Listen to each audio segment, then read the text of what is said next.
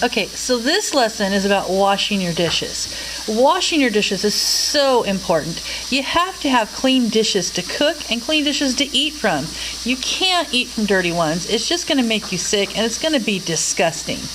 The first thing you want to do is you want to fill your sink with the hottest water you can stand. Now you don't want to fill your sink all the way to the top. You want to fill it about halfway to 3/4 full because you still need room for the dishes.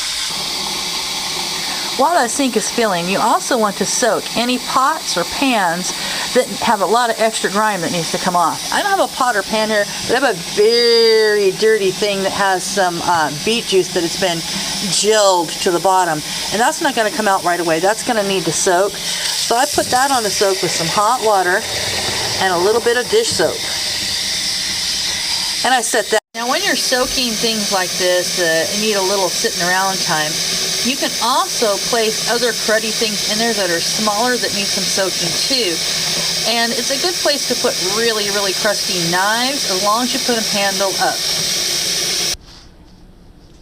Now you're going to add a little bit of dish soap to the water, just a squirt, not very much, and you're going to swish it around with your hands until it gets nice and bubbly.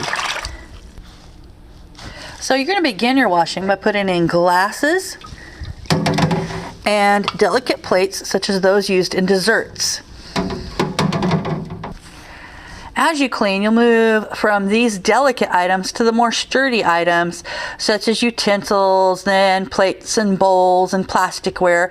And you're going to want to save your pots and pans for last because they're the filthiest and the toughest. You want these delicates in here first because you don't want them broken by those harder, bigger dishes.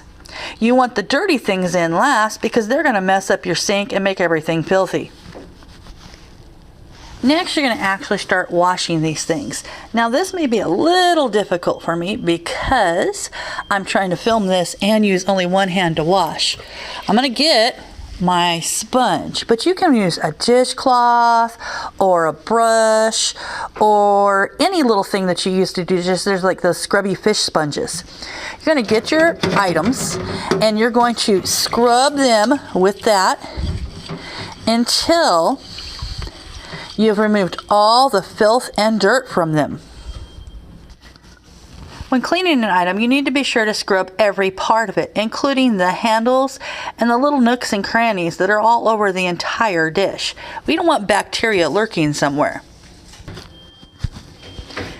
One of the biggest filthy things on dishes is the grease.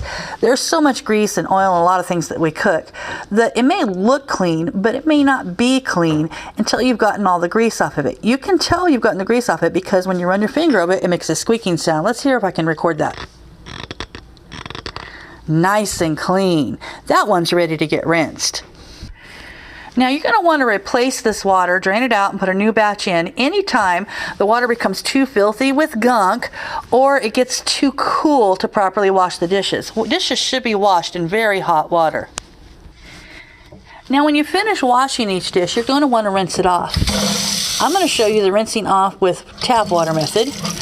You just run it under the sink, boom, you've rinsed all the soap water off. This sink has two sinks. Another method you can use is you can plug up the second sink and fill it with plain clear water and just dip each dish in to wash the soap water off.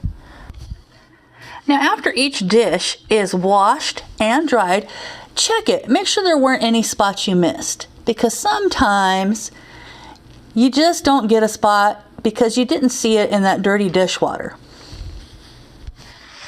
Now once again, be patient with me because I only have one hand. After all the dishes have been washed and rinsed, you should dry each dish with a dish towel of some sort. You can use the rack too, but that's not really the best way because it can leave horrible spots on your dishes and make them look streaky. You want to dry each dish with a clean dish towel. This is a good way to get somebody else involved in helping you with the dishes. You can wash, they can dry, they can wash, you can dry. Once the dish is completely dry, you want to take it to the cupboard and place it where it belongs. That way you do not have a cluttered kitchen. Now this next step is a very important step that many people forget. Once you've cleaned the dishes and put them all away, you need to clean up your work area. You need to clean the sink of all the mess that you made while you were doing dishes. Sometimes there's a lot of crud where those dishes were, and you might have to get the sprayer and spray that out.